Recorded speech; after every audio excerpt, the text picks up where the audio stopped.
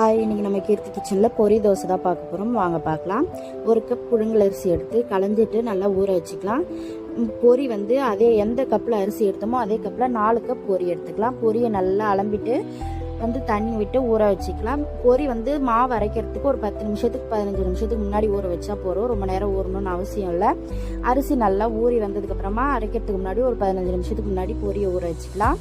இப்போ நல்லா பொரி அரிசி ரெண்டும் நல்லா ஊறி வந்திருக்கு. இதை தண்ணியை வடிகட்டிட்டு கிரைண்டரில் ஒன்றா போட்டு அரைச்சி எடுத்துக்கலாம். நல்லா நைஸாக நம்ம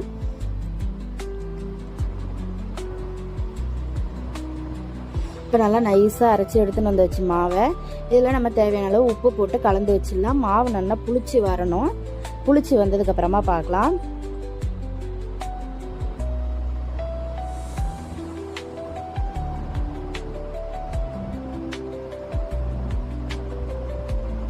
இப்போ பாருங்கள், மாவு நல்லா புளிச்சு வந்திருக்கு. மாவு நல்லா கலந்து விட்டுட்டு சூடான கல்லில் நம்ம தோசை ஊற்றிக்கலாம். நல்லா ஒரு கரண்டி மாவு விட்டு நல்லா மெலிசாக ஊற்றிக்கலாம். எவ்வளோ மெலிசாக வேணுமோ அவ்வளோ மெலிசாக ஊற்றிட்டு சுற்றி எண்ணெய் விட்டுடலாம். ஒரு பக்கம் நல்லா செவந்து வரட்டும். செவந்து வந்ததுக்கப்புறமா திருப்பி போட்டு இன்னொரு பக்கமும் நல்லா செவக்க விட்டு எடுத்துக்கலாம். சூப்பரான மொறுன்னு பொரி தோசை சூப்பராக ரெடி ஆகிட்டு சூப்பராக இருக்குது. டேஸ்ட்டும் சூப்பராக இருக்கும்.